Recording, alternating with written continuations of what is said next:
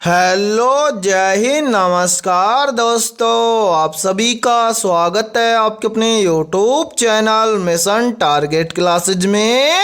आज के इस क्लास में हम रेलवे ग्रुप डी परीक्षा 2025 के लिए प्रैक्टिस सेट नंबर 26 लेकर आए हैं। और मेरे भाई इस 26वें प्रैक्टिस सेट के अंदर हमने उन्हीं क्वेश्चनों को कवर किया है जो क्वेश्चन आपके रेलवे ग्रुप डी परीक्षा 2025 के लिए इम्पोर्टेंट रहेंगे।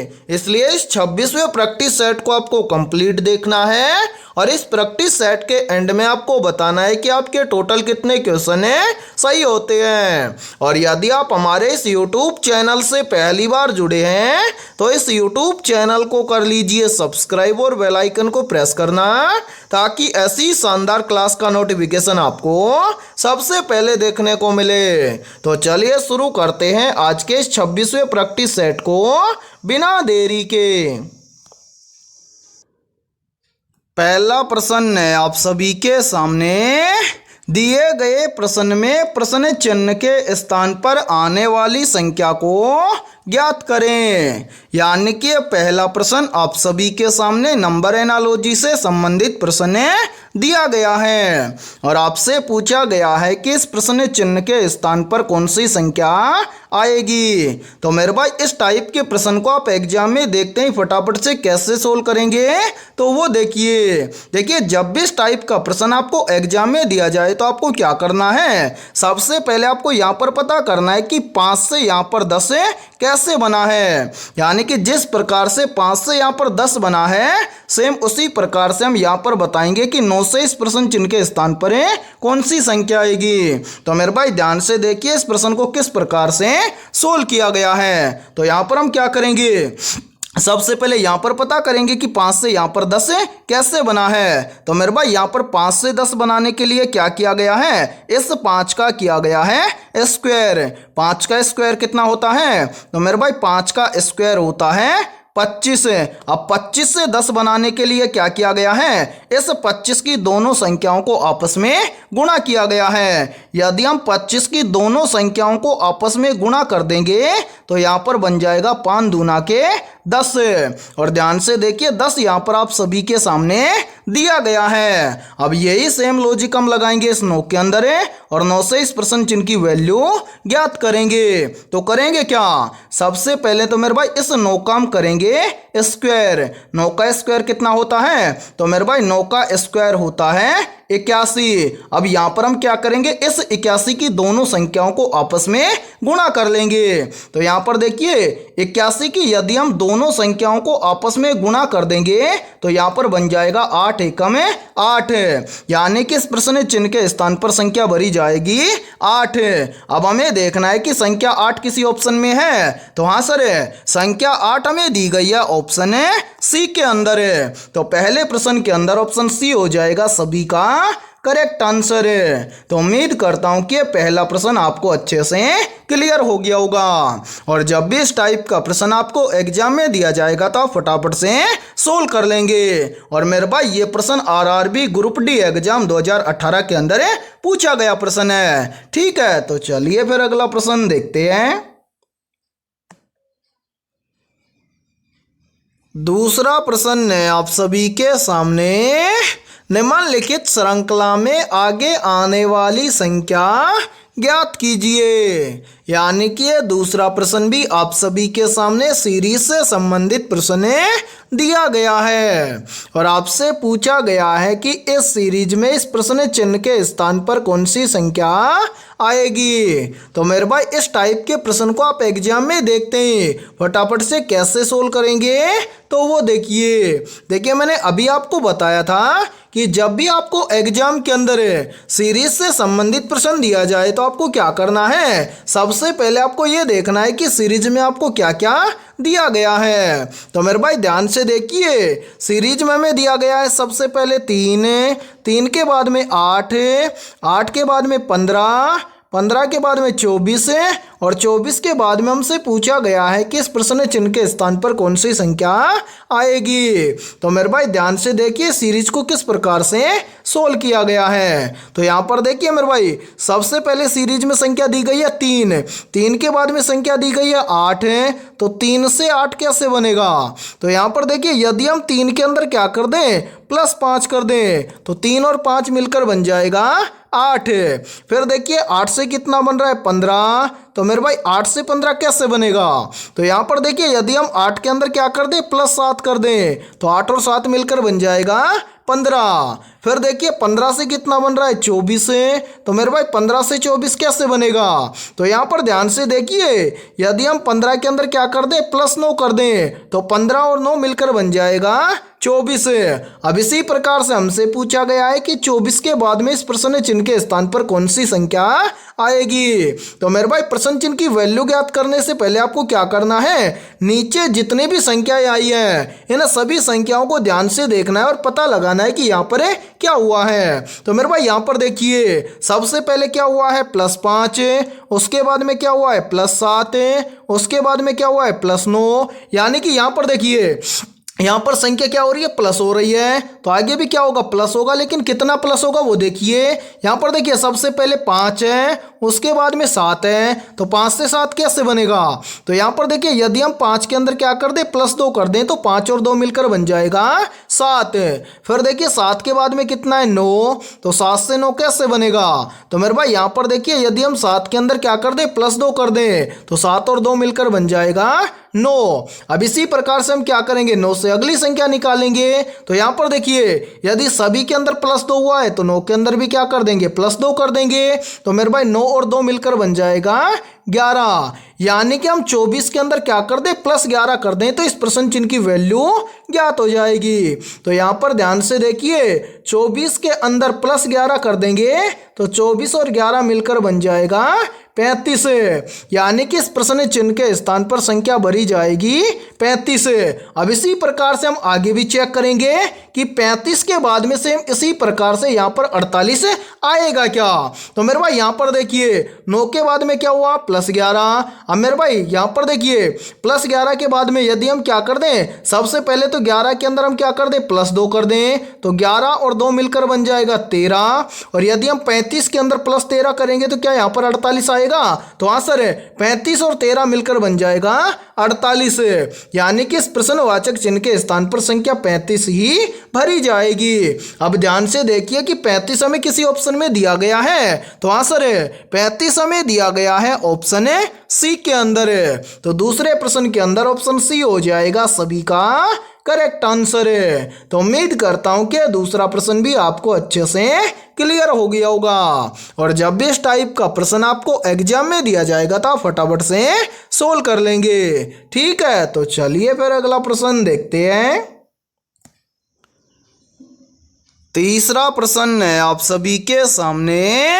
यदि 9 हैज 16 हैज 3 बराबर 75 लिखा जाता है तथा 10 हैज 5 हैज 4 बराबर 60 लिखा जाता है तो 23 हैज 7 हैज 4 बराबर है क्या लिखा जाएगा। यानी कि तीसरा प्रश्न आप सभी के सामने गणितीय संक्रियाओं से संबंधित प्रश्न दिया गया है। और मेरे भाई आपके हर एग्जाम की हर शिफ्ट के अंदर लगभग 2 से 3 प्रश्न पूछे जाते हैं। तो इस टाइप के प्रश्न को आप एग्जाम में देखते हैं, फटाफट से कैसे सोल्व करेंगे तो वो देखिए जब भी इस टाइप का प्रश्न आपको एग्जाम में दिया जाए तो आपको क्या करना है, सबसे पहले तो आपको यहाँ पर पता करना है कि यहाँ पर 9 हैज 16 हैज 3 बराबर 75 कैसे लिखा गया है। तो मेरे भाई यहाँ पर ध्यान से देखिए, यहाँ पर 9 हैज 16 हैज 3 बराबर 75 लिखा गया है कैसे। तो सबसे पहले क्या किया गया है, यहाँ पर 9 और 16 को तो आपस में जोड़ा गया है। तो मेरे भाई ध्यान से देखिए, यदि हम 9 और 16 को आपस में जोड़ देंगे तो 9 और 16 मिलकर बन जाएगा 25। और मेरे भाई जो ये तीसरी संख्या 3 है, इस 25 का इस 3 के साथ में गुणा किया गया है। तो यहाँ पर देखिए यदि हम 25 का गुणा 3 के साथ में कर देंगे तो यहाँ पर बन जाएगा 25 75। और ध्यान से देखिए 75 यहाँ पर आप सभी के सामने दिया गया है। अब इसी प्रकार से हम यहाँ पर पता करेंगे कि 10 हैज 5 हैज 4 बराबर 60 सेम इसी प्रकार से लिखा गया है क्या। तो सबसे पहले हम क्या करेंगे, यहाँ पर इन पहली दो संख्याओं को तो आपस में जोड़ लेंगे। तो मेरे भाई ध्यान से देखिए 10 और 5 को आपस में जोड़ेंगे तो कितना बन जाएगा, 10 और 5 मिलकर बन जाएगा 15। और मेरे भाई इस तीसरी संख्या यानी कि 4 के साथ में इस 15 का हम क्या कर देंगे, गुणा कर देंगे। तो यहाँ पर देखिए बन जाएगा 15 चौक 60। और ध्यान से देखिए 60 यहाँ पर आप सभी के सामने दिया गया है। अब मेरे भाई यही सेम लॉजिक हम लगाएंगे यहाँ पर 23 हैज 7 हैज 4 बराबर है क्या लिखा जाएगा। तो यहाँ पर हम क्या करेंगे, पहली दो संख्याओं को तो आपस में जोड़ लेंगे। तो मेरे भाई ध्यान से देखिए पहली दो संख्या है 23 और 7, तो 23 और 7 को आपस में जोड़ेंगे तो 23 और 7 मिलकर बन जाएगा 30। और मेरे भाई इस 30 का हम गुणा कर देंगे इस चौथी संख्या के साथ में। चौथी संख्या है 4, तो 30 का गुणा कर देंगे 4 के साथ में। तो यहाँ पर बन जाएगा 30 चौक 120। ठीक है, यानी कि यहाँ पर देखिए 23 हैज 7 हैज 4 बराबर लिखा जाएगा 120। अब हमें देखना है कि 120 किसी ऑप्शन में है। तो आंसर 120 हमें दिया गया है ऑप्शन सी के अंदर। तो तीसरे प्रश्न के अंदर ऑप्शन सी हो जाएगा सभी का करेक्ट आंसर। तो उम्मीद करता हूं कि तीसरा प्रश्न भी आपको अच्छे से क्लियर हो गया होगा। और जब भी इस टाइप का प्रश्न आपको एग्जाम में दिया जाएगा तो आप फटाफट से सोल्व कर लेंगे। ठीक है, और मेरे भाई यहाँ पर देखिए आप सभी के लिए बहुत ही इंपॉर्टेंट सूचना है। यदि आप पहली बार के अंदर रेलवे ग्रुप डी एग्जाम 2025 को क्रैक करना चाहते हैं तो हमने आपके रेलवे ग्रुप डी एग्जाम 2025 के लिए जीके, जीएस, साइंस, मैथमेटिक्स और रीजनिंग यानी कि ऑल सब्जेक्ट के ऊपर मोस्ट इंपोर्टेंट क्वेश्चंस का मास्टर पीडीएफ सेट तैयार किया है। और जो भी अभ्यर्थी ये मास्टर पीडीएफ सेट लेना चाहता है वो हमारे इस व्हाट्सएप नंबर पर कांटेक्ट करके ले सकता है। और इस मास्टर पीडीएफ सेट की प्राइस हमने रखी है मात्र और मात्र 80 रुपये, यानी कि 80 रुपये की फीस के अंदर आपको ऑल सब्जेक्ट के ऊपर मास्टर पीडीएफ सेट दिया जाएगा।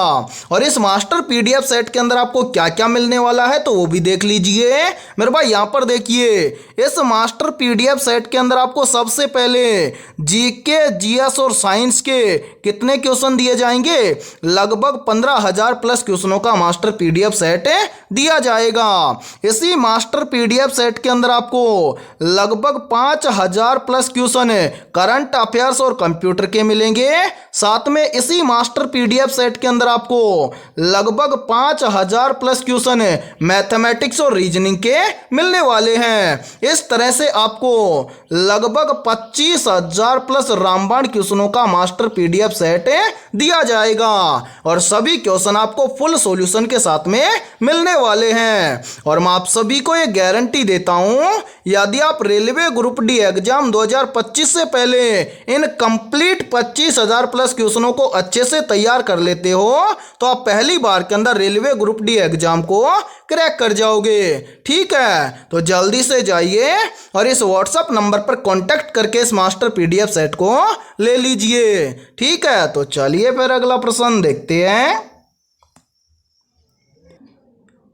चौथा प्रश्न है आप सभी के सामने। नीचे दिए गए प्रश्न में प्रश्न चिन्ह के स्थान पर आने वाले संबंधित अक्षरों को ज्ञात करें। यानी कि यहाँ पर आपसे पूछा गया है कि इस प्रश्न चिन्ह के स्थान पर कौन से अल्फाबेट लेटर आएंगे। तो मेरे भाई इस टाइप के प्रश्न को आप एग्जाम में देखते हैं, फटाफट से कैसे सोल्व करेंगे तो वो देखिए जब भी इस टाइप का प्रश्न आपको एग्जाम में दिया जाए तो आपको क्या करना है, सबसे पहले आपको यहाँ पर पता करना है कि BH से यहाँ पर JP कैसे लिखा गया है। यानी कि जिस प्रकार से BH से यहाँ पर JP लिखा गया है सेम उसी प्रकार से हम यहाँ पर बताएंगे कि एफ एल से इस प्रश्न चिन्ह के स्थान पर कौन से लेटर आएंगे। तो मेरे भाई ध्यान से देखिए इस प्रश्न को किस प्रकार से सोल्व किया गया है। तो जब भी आपको इस टाइप का प्रश्न एग्जाम में दिया जाए तो आपको क्या करना है, यहाँ पर आपके सामने जितने भी अल्फाबेट लेटर दिए गए हैं उन सभी का आपको कर लेना है नंबरिंग। तो यहाँ पर देखिए मेरे भाई सबसे पहले लेटर दिया गया है बी, बी आता है 2 नंबर पर है। बी के बाद में दिया गया है एच, एच आता है 8 नंबर पर है। अब इसी प्रकार से यहाँ पर देखिए जे दिया गया है तो जे आता है 10 नंबर पर है। जे के बाद में दिया गया है पी, पी आता है 16 नंबर पर है। अब यहाँ पर हम क्या करेंगे, सबसे पहले पता करेंगे कि बी एच से यहाँ पर जे पी कैसे लिखा गया है। तो यहाँ पर आपको अल्फाबेट लेटर नहीं देखना, यहाँ पर आपको केवल देखना है संख्या को। तो यहाँ पर देखिए सबसे पहले 2 से कितना लिखा गया है 10 है, तो 2 से 10 कैसे बनेगा। तो यहां पर देखिए यदि हम 2 के अंदर क्या कर दें +8 कर दें तो 2 और 8 मिलकर बन जाएगा 10। फिर देखिए मेरे भाई 8 से कितना बन रहा है 16, तो 8 से 16 कैसे बनेगा। तो यहां पर भी देखिए यदि हम 8 के अंदर क्या कर दें +8 कर दें तो 8 और 8 मिलकर बन जाएगा 16। यानी कि मेरे भाई यहाँ पर जो ये पहले 2 अल्फाबेट लेटर दिए गए हैं इन दोनों के अंदर +8 करके ये आगे वाले दोनों अल्फाबेट लेटर लिखे गए हैं। अब इसी प्रकार से हम क्या करेंगे मेरे भाई यहाँ पर एफ एल से इस प्रश्न चिन्ह के स्थान पर आने वाले लेटर ज्ञात करेंगे। तो करेंगे क्या, सबसे पहले तो मेरे भाई यहाँ पर हमारे सामने दिए गए अल्फाबेट लेटर का हम क्या करेंगे नंबरिंग करेंगे। तो यहाँ पर देखिए पहला लेटर है एफ, एफ आता है 6 नंबर पर है। एफ के बाद में है एल, एल आता है कितने नंबर पर 12 नंबर पर। अब मेरे भाई यहां पर देखिए सबसे पहले तो 6 से ज्ञात करेंगे। तो यहां पर देखिए सबसे पहले क्या किया गया था +8 है, तो यहां पर भी हम क्या कर देंगे 6 के अंदर कर देंगे +8 है, तो 6 और 8 मिलकर बन जाएगा 14। ठीक है, अब 14 नंबर पर कौन सा अल्फाबेट लेटर आता है, तो मेरे भाई 14 नंबर पर अल्फाबेट लेटर आता है एन, तो यहां पर हम भर देंगे एन। ठीक है, इसी प्रकार से हम क्या करेंगे अब 12 से ज्ञात करेंगे। तो यहां पर देखिए यहां पर दूसरी संख्या में भी क्या किया गया था +8 किया गया था, तो यहां पर भी हम क्या कर देंगे 12 के अंदर भी कर देंगे +8। तो मेरे भाई 12 और 8 मिलकर बन जाएगा 20। और 20 नंबर पर कौन सा अल्फाबेट लेटर आता है, तो 20 नंबर पर अल्फाबेट लेटर आता है टी, तो यहां पर हम भर देंगे टी। यानी कि एफ एल का संबंध हो जाएगा एनटी के साथ में। अब हमें देखना है कि अल्फाबेट लेटर एनटी हमें किसी ऑप्शन में दिए गए हैं, तो हाँ सर अल्फाबेट लेटर एनटी हमें दिए गए हैं ऑप्शन डी के अंदर है। तो चौथे प्रश्न के अंदर ऑप्शन डी हो जाएगा सभी का करेक्ट आंसर है। तो उम्मीद करता हूं कि चौथा प्रश्न भी आपको अच्छे से क्लियर हो गया होगा। और जब भी इस टाइप का प्रश्न आपको एग्जाम में दिया जाएगा तो आप फटाफट से सोल्व कर लेंगे। ठीक है, तो चलिए फिर अगला प्रश्न देखते हैं। 5वां प्रश्न आप सभी के सामने नीचे दिए गए प्रश्न में प्रश्न चिन्ह के स्थान पर आने वाले संबंधित अक्षरों को ज्ञात करें। यानी कि यहाँ पर आपसे पूछा गया है कि जिस प्रकार से NUT से यहाँ पर OVU लिखा गया है सेम उसी प्रकार से आपको यहाँ पर बताना है कि BOLT से इस प्रश्न चिन्ह के स्थान पर कौन से लेटर आएंगे। तो मेरे भाई इस टाइप के प्रश्न को आप तभी सोल्व कर पाओगे जब आपको कंप्लीट अल्फाबेट लेटर याद होंगे। तो उम्मीद करता हूं कि आपको कंप्लीट अल्फाबेट लेटर जरूर याद होंगे। तो मेरे भाई यहां पर देखिए यहां पर हमें क्या करना है, सबसे पहले यहां पर पता करना है कि NUT को यहां पर OVU कैसे लिखा गया है। तो मेरे भाई यहां पर ध्यान से देखिए यहां पर है N से जस्ट अगला लेटर आता है O और यहां पर लिखा गया है O। फिर यहां पर देखिए N के बाद में है U,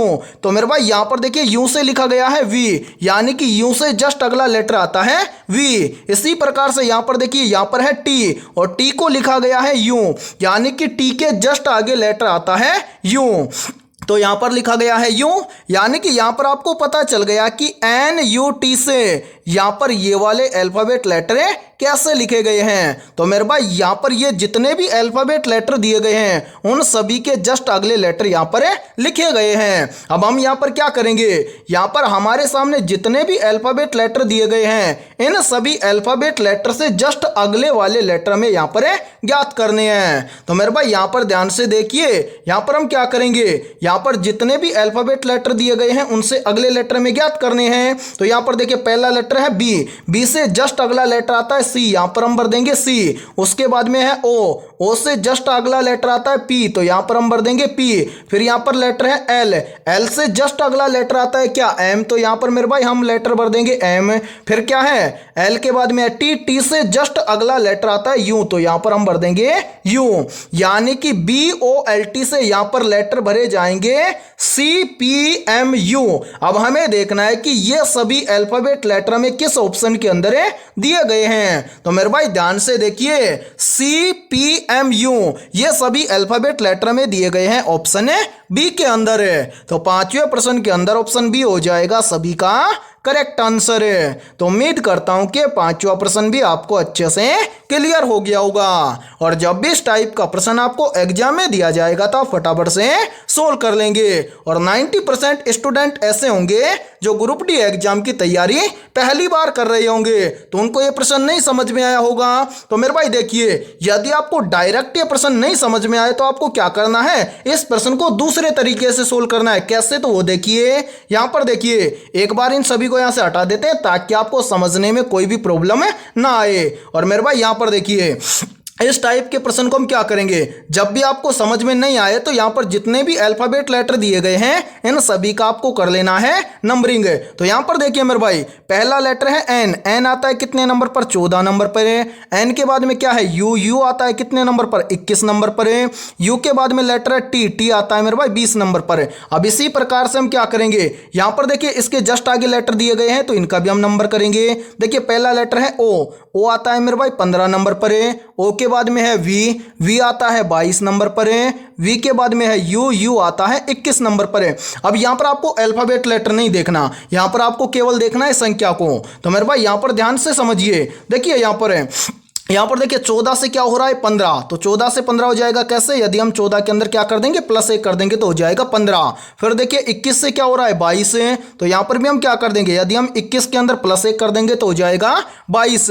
फिर देखिए यहां पर है 20, 20 से क्या हो रहा है 21 से, तो यहां पर भी यदि हम क्या कर देंगे 20 में प्लस 1 कर देंगे तो यहां पर हो जाएगा 21। यानी कि इन सभी अल्फाबेट लेटर के अंदर प्लस 1 करके ये वाले लेटर लिखे गए हैं। अब इसी प्रकार से हम क्या करेंगे, इन सभी अल्फाबेट लेटर का कर लेंगे नंबरिंग।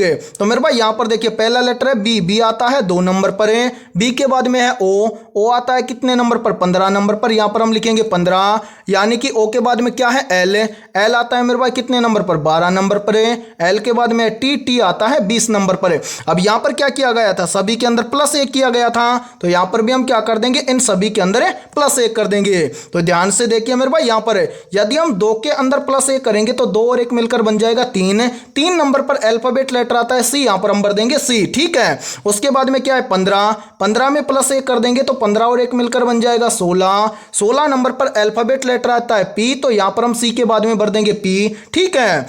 उसके बाद में यहां पर देखिए, यहां पर है 12, 12 के अंदर प्लस 1 करेंगे तो 12 और 1 मिलकर बन जाएगा 13। 13 नंबर पर कौन सा अल्फाबेट लेटर आता है, तो मेरे भाई 13 नंबर पर अल्फाबेट लेटर आता है एम, तो यहां पर हम भर देंगे एम, ठीक है। उसके बाद में 20, 20 के अंदर प्लस 1 कर देंगे तो 20 और 1 मिलकर बन जाएगा 21। 21 नंबर पर अल्फाबेट लेटर आता है यू, तो यहां पर हम भर देंगे यू। यानी कि BOLT को यहां पर लिखा जाएगा CPMU। अब हमें देखना है कि CPMU ये सभी अल्फाबेट लेटर में किसी ऑप्शन में दिए गए हैं, तो हाँ सर ये सभी अल्फाबेट लेटर में दिए गए हैं ऑप्शन है बी के अंदर है। तो पांचवें प्रश्न के अंदर सभी का करेक्ट आंसर हो जाएगा ऑप्शन है बी। तो उम्मीद करता हूं कि यह प्रश्न सभी को अच्छे से क्लियर हो गया होगा। और जब भी इस टाइप का प्रश्न आपको एग्जाम में दिया जाएगा तो आप फटाफट से सोल्व कर लेंगे, ठीक है। तो चलिए फिर अगला प्रश्न देखते हैं। छठा प्रश्न है आप सभी के सामने, गोबी नृत्य किस राज्य का प्रमुख लोक नृत्य है। ऑप्शन ए उत्तराखंड राज्य का, ऑप्शन बी है आंध्र प्रदेश राज्य का, ऑप्शन सी है कर्नाटक राज्य का, और ऑप्शन डी है गोवा राज्य का। तो यहाँ पर देखिए इन चारों में से करेक्ट आंसर हो जाएगा सभी का ऑप्शन है बी, यानी कि गोबी नृत्य मेरे भाई आंध्र प्रदेश राज्य का प्रमुख लोक नृत्य है। तो छठे प्रश्न के अंदर करेक्ट आंसर हो जाएगा सभी का ऑप्शन है बी। तो चलिए फिर अगला प्रश्न देखते हैं। सातवां प्रश्न है आप सभी के सामने, रसायन उद्योग में निम्न में से किसे मूल रसायन माना जाता है? ऑप्शन ए H2CO3 को, ऑप्शन बी है HNO3 को, ऑप्शन सी है H2SO4 को और ऑप्शन डी है HCl को। तो यहाँ पर देखिए इन चारों में से करेक्ट आंसर हो जाएगा सभी का ऑप्शन है सी, यानी कि रसायन उद्योग में मूल रसायन माना जाता है H2SO4 को, जिसको हम सल्फ्यूरिक अम्ल भी बोलते हैं। तो 7वें प्रश्न के अंदर करेक्ट आंसर हो जाएगा सभी का ऑप्शन है सी। तो चलिए फिर अगला प्रश्न देखते हैं। 8वां प्रश्न है आप सभी के सामने, घेरिया नृत्य निम्न में से किस राज्य से संबंधित है? ऑप्शन ए आंध्र प्रदेश राज्य से, ऑप्शन बी है महाराष्ट्र राज्य से, ऑप्शन सी है गुजरात राज्य से और ऑप्शन डी है हरियाणा राज्य से। तो यहाँ पर देखिए इन चारों में से करेक्ट आंसर हो जाएगा सभी का ऑप्शन है सी, यानी कि घेरिया नृत्य गुजरात राज्य से संबंधित है। तो 8वें प्रश्न के अंदर करेक्ट आंसर हो जाएगा सभी का ऑप्शन है सी। और मेरे भाई ये प्रश्न बहुत ही इंपॉर्टेंट प्रश्न है ये, चाहे तो आप इस प्रश्न का स्क्रीनशॉट ले सकते हैं या फिर आप इस प्रश्न को अपनी नोटबुक के अंदर आप नोट भी कर सकते हैं। ठीक है, तो चलिए फिर अगला प्रश्न देखते हैं। 9वां प्रश्न है आप सभी के सामने, हेमिस नेशनल पार्क कहाँ पर स्थित है? ऑप्शन ए लद्दाख में, ऑप्शन बी है महाराष्ट्र में, ऑप्शन सी है पंजाब में और ऑप्शन डी है तमिलनाडु में। तो यहाँ पर देखिए इन चारों में से करेक्ट आंसर हो जाएगा सभी का ऑप्शन है ए, यानी कि हेमिस नेशनल पार्क लद्दाख में स्थित है। तो 9वें प्रश्न के अंदर करेक्ट आंसर हो जाएगा सभी का ऑप्शन है ए। तो चलिए फिर अगला प्रश्न देखते हैं। 10वां प्रश्न है आप सभी के सामने, मुख्यमंत्री की नियुक्ति किसके द्वारा की जाती है? तो यहाँ पर देखिए इन चारों में से करेक्ट आंसर हो जाएगा सभी का ऑप्शन है सी, यानी कि मुख्यमंत्री की नियुक्ति की जाती है राज्यपाल के द्वारा। तो 10वें प्रश्न के अंदर करेक्ट आंसर हो जाएगा सभी का ऑप्शन है सी। और मेरे भाई यहाँ पर देखिए, यदि ये क्लास आपको पसंद आ रही है तो जल्दी से एक बार इस क्लास को लाइक कर दीजिए, और यदि आप हमारे इस YouTube चैनल से पहली बार जुड़े हैं तो इस YouTube चैनल को कर लीजिए सब्सक्राइब और बेल आइकन को प्रेस करना, ताकि ऐसी शानदार क्लास का नोटिफिकेशन आपको सबसे पहले देखने को मिले। तो चलिए फिर अगला प्रश्न देखते हैं। 11वां प्रश्न है आप सभी के सामने, कोठी लोक नृत्य किस राज्य का प्रसिद्ध लोक नृत्य है? ऑप्शन ए उत्तर प्रदेश राज्य का, ऑप्शन बी है पश्चिम बंगाल राज्य का, ऑप्शन सी है महाराष्ट्र राज्य का और ऑप्शन डी है बिहार राज्य का। तो यहाँ पर देखिए इन चारों में से करेक्ट आंसर हो जाएगा सभी का ऑप्शन है ए, यानी कि कोठी लोक नृत्य उत्तर प्रदेश राज्य का प्रसिद्ध लोक नृत्य है। तो 11वें प्रश्न के अंदर करेक्ट आंसर हो जाएगा सभी का ऑप्शन है ए। तो चलिए फिर अगला प्रश्न देखते हैं। 12वां प्रश्न है आप सभी के सामने, वह एकमात्र धातु कौन सी है जो कमरे के तापमान पर द्रव में बदल जाती है? ऑप्शन ए पारा धातु, ऑप्शन बी है ब्रोमीन धातु, ऑप्शन सी है क्लोरीन धातु और ऑप्शन डी है गैलियम धातु। तो यहाँ पर देखिए इन चारों में से करेक्ट आंसर हो जाएगा सभी का ऑप्शन है ए, यानी कि वह एकमात्र धातु है पारा जो कमरे के तापमान पर द्रव में बदल जाती है। तो 12वें प्रश्न के अंदर करेक्ट आंसर हो जाएगा सभी का ऑप्शन है ए। तो चलिए फिर अगला प्रश्न देखते हैं। 13वां प्रश्न है आप सभी के सामने, निम्नलिखित में से चीन देश की मुद्रा का नाम क्या है? तो यहाँ पर देखिए इन चारों में से करेक्ट आंसर हो जाएगा सभी का ऑप्शन है बी, यानी कि चीन देश की मुद्रा का नाम है युआन। तो 13वें प्रश्न के अंदर करेक्ट आंसर हो जाएगा सभी का ऑप्शन है बी। तो चलिए फिर अगला प्रश्न देखते हैं।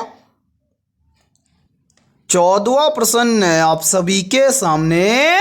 संगीतकार जाकिर हुसैन का संबंध निम्नलिखित में से किस वाद्य यंत्र से है? तो यहाँ पर देखिए इन चारों में से करेक्ट आंसर हो जाएगा सभी का ऑप्शन है बी, यानी कि संगीतकार जाकिर हुसैन का संबंध है तबला वाद्य यंत्र से।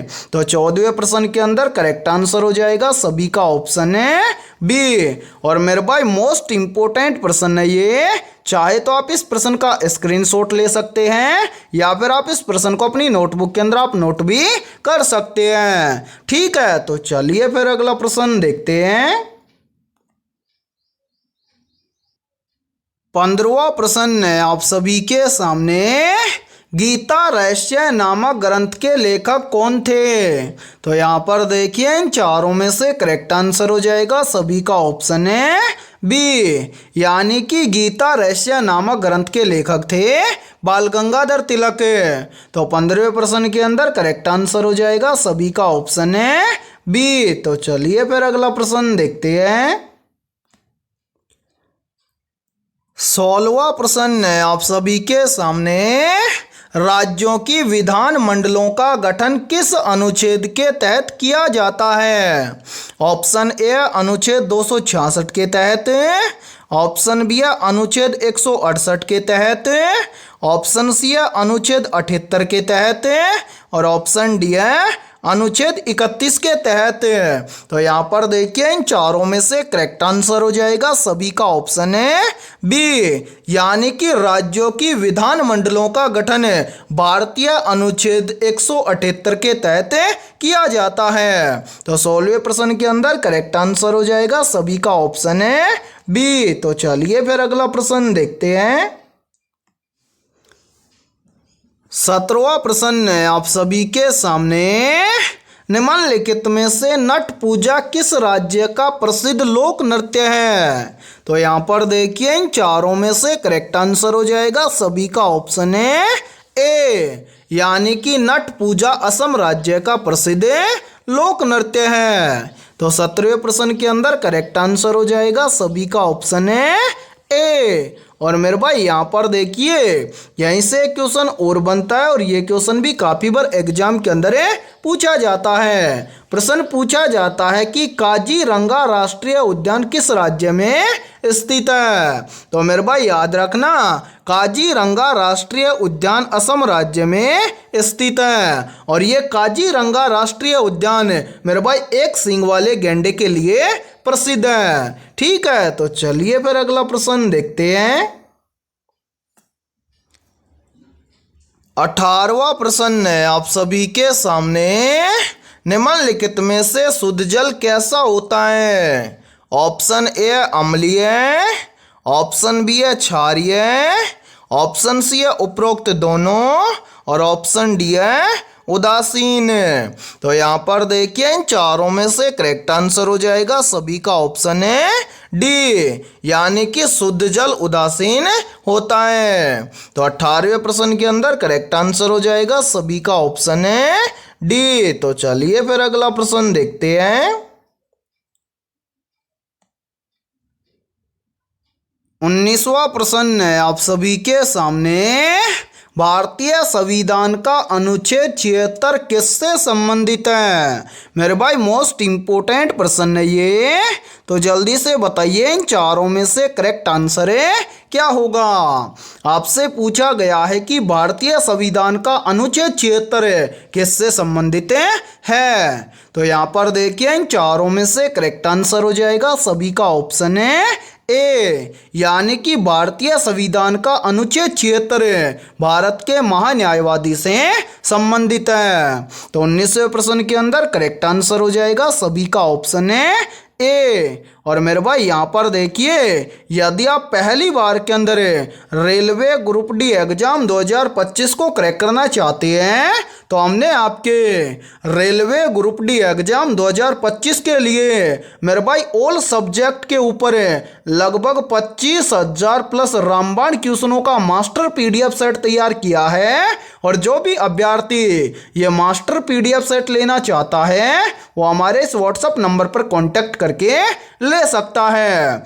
व्हाट्सएप नंबर है 7374826893। ये हमारा व्हाट्सएप नंबर है। इस व्हाट्सएप नंबर पर आप कांटेक्ट करके इस मास्टर पीडीएफ सेट को ले सकते हैं। और मेरे भाई इस मास्टर पीडीएफ सेट की प्राइस हमने रखी है मात्र और मात्र 80 रुपये, यानी कि 80 रुपये की फीस के अंदर आपको ये मास्टर पीडीएफ सेट दिया जाएगा। और इस 80 रुपये के मास्टर पीडीएफ सेट के अंदर आपको क्या क्या मिलने वाला है तो वो भी देख लीजिए। मेरे भाई यहाँ पर देखिए, इस मास्टर पीडीएफ सेट के अंदर आपको सबसे पहले जीके, जीएस और साइंस के लगभग 15,000 प्लस क्वेश्चन आपको मिलने वाले हैं। इसी के साथ में मेरे भाई इसी मास्टर पीडीएफ सेट के अंदर आपको लगभग 5,000 प्लस क्वेश्चन करंट अफेयर्स और कंप्यूटर के मिलेंगे, ठीक है। और मेरे भाई लास्ट में आपको इसी मास्टर पीडीएफ सेट के अंदर आपको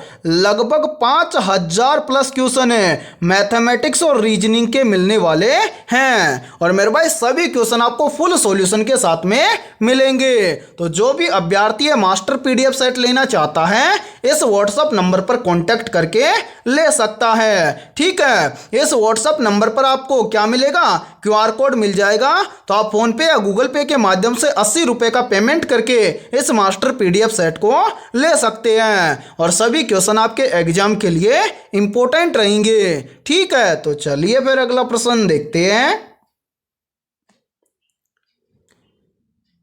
20वां प्रश्न है आप सभी के सामने। हम्पी का खुला संग्रहालय किस राज्य में स्थित है? ऑप्शन ए कर्नाटक राज्य में, ऑप्शन बी है राजस्थान राज्य में, ऑप्शन सी है आंध्र प्रदेश राज्य में और ऑप्शन डी है तमिलनाडु राज्य में। तो यहाँ पर देखिए इन चारों में से करेक्ट आंसर हो जाएगा सभी का ऑप्शन है ए, यानी कि हम्पी का खुला संग्रहालय कर्नाटक राज्य में स्थित है। तो 20वें प्रश्न के अंदर करेक्ट आंसर हो जाएगा सभी का ऑप्शन है ए। और मेरे भाई यहाँ पर देखिए, यदि ये क्लास आपको पसंद आ रही है तो जल्दी से एक बार इस क्लास को लाइक कर दीजिए। और यदि आप हमारे इस YouTube चैनल से पहली बार जुड़े हैं तो इस YouTube चैनल को कर लीजिए सब्सक्राइब और बेल आइकन को प्रेस करना, ताकि ऐसी शानदार क्लास का नोटिफिकेशन आपको सबसे पहले देखने को मिले।